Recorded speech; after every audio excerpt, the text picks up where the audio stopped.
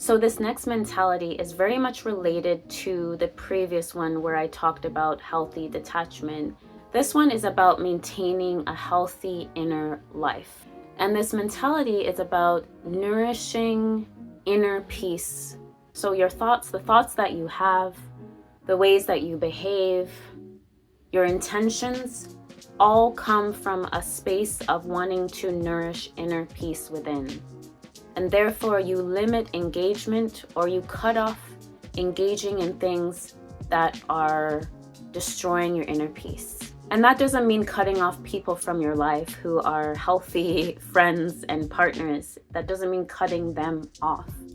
What that means is cutting off things within inside of yourself that are detracting away from maintaining that inner peace. So it's asking yourself, what boundaries do you need to set within yourself to maintain a healthy inner life, or to develop a healthy inner life? So if you're someone like me, I struggle a lot with overthinking. I have a very vibrant imagination, and I struggle with anxiety and fear. And sometimes what my brain does, it imagines so many different types of scenarios, I think, in order to protect myself. Because if I think about those things ahead of time, my brain thinks, okay, well, I've covered all of the bases of all of these displeasurable things that could happen to me, and I've already thought them through, so there's no surprises when they happen. So for me, overthinking would be one of the things that I would need to cut off, or maybe cutting off is impossible, but overthinking is one of the things that I would need to decrease in my life in order to maintain my inner peace. So what does overthinking look like when you are dealing with jealousy and possessiveness? So let's just look at it in terms of a friendship. So overthinking could look like this. Say you have a very good friend, and you have a very good connection with a friend where you experience amazing things together, you journey together, you give each other advice, and then they have a new connection that has come into their life, which is very valuable to them, and they're very much enjoying it. Maybe they have the same interests, the same hobbies, they connect and have affinity in certain areas that maybe you can't relate to, quite possibly. And your first instinct is to feel jealous and possessive over that new connection and that new friendship in their life.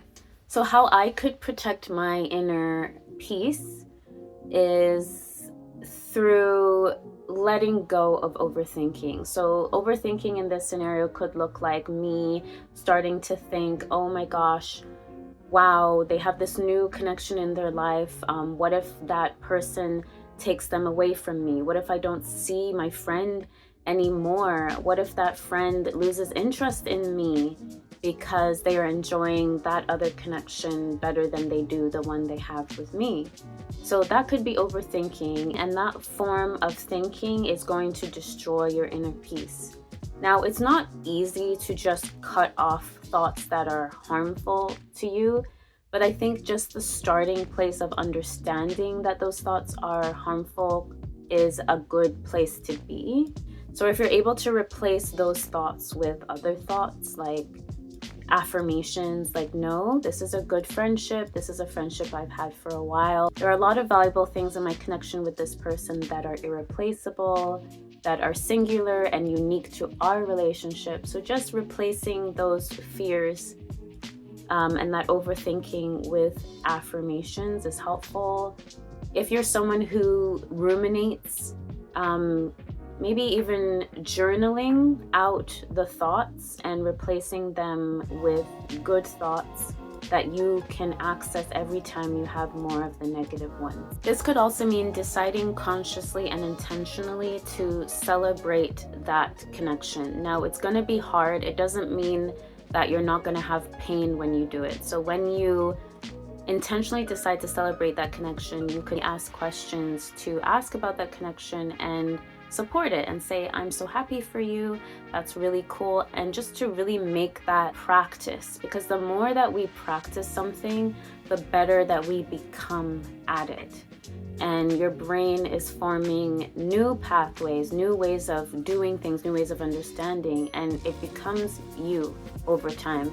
It might take a long time, but as you practice, it gets easier.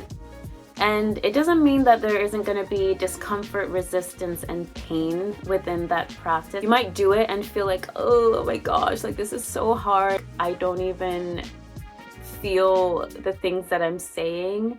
But I am a strong proponent of this idea that you don't have to feel something to do something.